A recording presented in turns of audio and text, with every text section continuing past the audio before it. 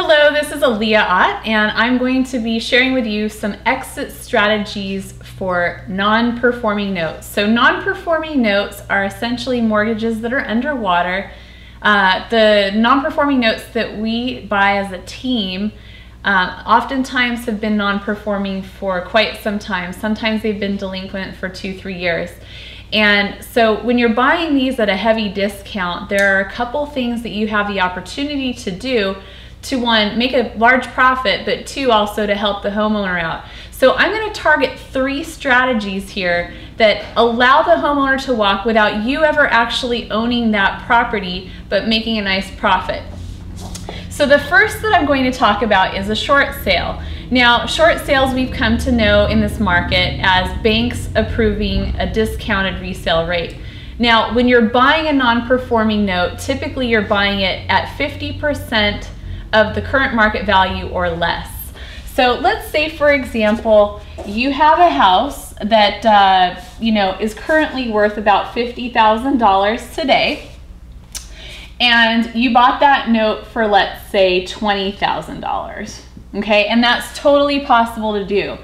When this person went underwater, that note started to collect back payments and everything, so it's possible that they might owe as much or more than $100,000 on that note. And this is kind of a typical scenario that we often see with our first position notes. So the house is worth $50,000. The unpaid principal balance, which in our world we call the UPB, and the purchase price of that note is $20,000. Okay, so you have some wiggle room to negotiate with the current owner. Now, what we've been successful in doing is we've been going with boots on the ground, contacting local agents who might want a short sale lead that's pre-approved by the bank. And remember, we're the bank. As owners of that note, we are the bank. And so, but we're a friendly bank. In opposition to everything that's gone on with the foreclosure market, we don't want to foreclose. That's the last thing we want to do. We want to work something out that's amenable to the homeowner. So we might commission an agent, 2 agents, to go out there and be a friendly voice in the community, somebody that that homeowner can trust, and say, hey, we've got an opportunity here to negotiate and resell your home. The bank is willing to approve a short sale, and so for you, or for us as the note holder, the value of that home is $50,000, and you're going to have to account for some commissions, and maybe the house isn't in great condition. So we're going to put this note on the market, or this home on the market, for $40,000, and this is something that the homeowner needs to agree to, of course. But you're trying to help them out by avoiding a foreclosure and something really negative and nasty on their credit report. It also gives them kind of the comfort of being able to get closure and walk away from that property should they choose to cooperate. Now, you're selling this for $40,000. A little bit goes out to commissions, so maybe you've got, let's say $3,000-$4,000 in resale costs and commissions. So now you're at $36,000. You picked up that note for $20,000, and you've made a $16,000 profit. Now, if you can get in there and get this done in a quick manner, you can easily see how this, if you take that money, you put it back into your portfolio, and being able to purchase several of these notes over the course of a year or 2 years, you can easily exceed 100% ROI just by using this method and finding cooperative borrowers. Now, we know that's not always going to be the case, so I'm going to show you a few other models here that might work. Let's say, for example, you also can find somebody who is willing to negotiate and reperform on that note, but again, they're so far underwater. They owe $100,000 on the UPB, and then on top of that, they probably owe an additional $10,000 in back owed fees, as this note was delinquent over time. They have some interest payments that they owe. They have back principal payments. They have probably some fees that the bank tacked on when the bank owned this note. So now they're underwater by $110,000. Well, there's a really cool program called the Hardest Hit Fund, and it's only in a handful of states. I believe it's 22 states, 19 states, something like that. There's a handful of states that have a program using the TARP funding called the Hardest Hit Fund. Every state is allowed to modify that program, have slightly different criteria, but typically it has to be somebody that's in distress. It typically has to be owner occupied. So if you're targeting notes and you're targeting the strategy, you want to look for notes that have the owner occupant.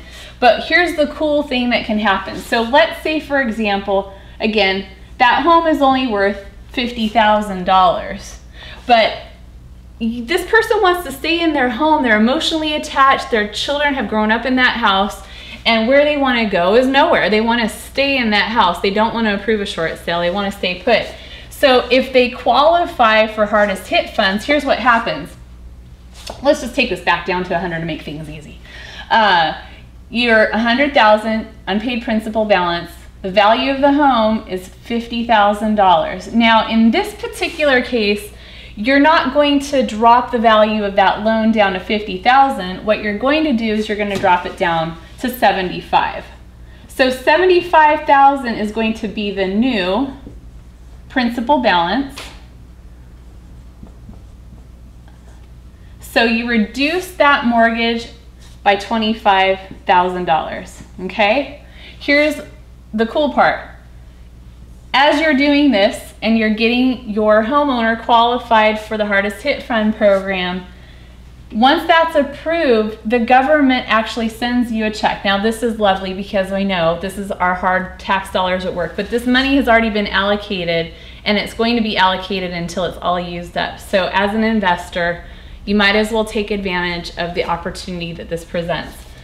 You have $25,000 that you reduce the balance on that note for, but then that money comes back to you from the government. Kind of cool. So already you've made basically a break-even point because you bought that note for $20,000.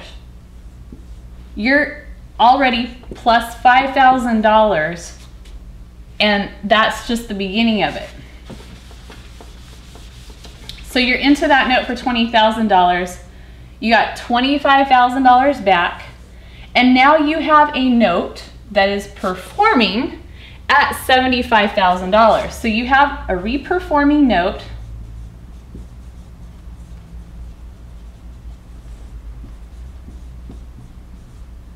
at $75,000. And this is going to kick off a monthly payment stream to you. Now, let's say, for example, you're not in the business of wanting to collect that little payment stream. Who knows? I mean, this might mean an extra $300, $400, $600 a month for you. Let's just say it's $500 a month. So not a bad day. I mean, this is a great way to create an income stream, especially if you can replicate this over and over and over, right? But let's say you want to sell that note. Well, there's a whole market out there for people who want to buy reperforming notes. And we know that not every reperforming note is going to continue to perform down the road. There is a fairly significant default rate. However, you can sell this note. So let's say you do what's called seasoning that note. And seasoning, what that means is that you're getting several monthly incremental payments from that borrower who's now making these payments on time every month. And let's just say you do this for like 3 to 6 months. Well, you can either resell that on the secondary market, or you can also resell that note to another private investor. If a private investor is looking at this, they're still going to want to discount that note. Let's say they choose to buy that note for $60,000. Okay? Now remember, you were only into this note for $20,000. You did the hard work, got it reperforming again, got the borrower who was an owner occupant to apply for the Hardest Hit funds. They qualified, and you got a $25,000 check back from the government. So in total, you were into that deal for $20,000, and you walked away with $85,000. This part might take you 3 months. It might take you a year. It might take you 2 years to get to this point. But let's say 1 in 3 or 4 notes that you buy actually qualifies for the hardest hit fund. Isn't that a really cool strategy to apply? The last thing I'm going to do is just talk about simple reperformance. So let's say, for example, again, you have a $100,000 note worth $50,000, you bought it for $20,000, and they have $10,000 in what's past owed. So they technically owe $100,000 unpaid principal balance plus this extra $10,000 for $110,000. If you get that note reperforming again, this is still, if you haven't modified the loan, you just got it reperforming. And what you do is, typically what note investors will do is they'll work with the homeowner and say, what can you afford? They might look at their credit score and see what's on their credit report. And if their credit report indicates that, maybe they bought a new car, or they have some, erroneous expenses that they're making payments to on a month-to-month basis, which are maybe, more luxury items, you can have a conversation about that. But generally, you want to see that they can demonstrate how they're going to pay for this based on their income and other expenses. Well, again, maybe you got this reperforming again for $500 a month, and you can collect that over and over and over and over again. Now, this is better in many cases than somebody going out and buying a rental property. If you're looking at a rental property worth $50,000, you're probably going to pay close to $50,000 for it. If you're lucky, maybe you can get it at a discount. But instead of being into that property for $50,000, in which you have to pay taxes, you have to pay insurance, you have the headache of maybe bad tenants who turn over that property or trash it, you have property management issues. You avoid all of that by creating a new income stream just off of the payments of that mortgage. And this is your principal and interest payments that you're making over time. Now, let's say, for example, this goes on. You keep this note in your portfolio, it continues to perform. Typically, the average person in the US is going to live in a house for 5 to 7 years. At some point, they're going to resell this home. Now, we're starting to see a lot of markets across the US heat up again. Property values are appreciating. Maybe in this scenario, you have a homeowner that's in place and they want to keep their home for the next 5 years. Well, you get this payment stream of $500 a month for the next 5 years while the market's appreciating. Maybe 5 years from now, they decide to move on and they decide to sell their home. Hopefully, they've made some adjustments in paying down their mortgage. So maybe now they only owe $90,000. And the market has brought the value of that home up. Let's say it's only $80,000, the value of that home. Now you're a lot closer between, what the value is and what is owed. You had this lovely payment stream of $500 a month that you enjoyed over the past 5 years that added a little income. But now you're ready for the big pop. This payoff is going to be $80,000 because you're doing a little short sale action right here. Maybe approving it. If all goes well, maybe you hit even $90,000 and the person comes up with the extra $10,000 to pay it off. So this is just another example, third example of how you can exit a non-performing note, get it reperforming, work with the hardest hit fund, and or approve a short sale.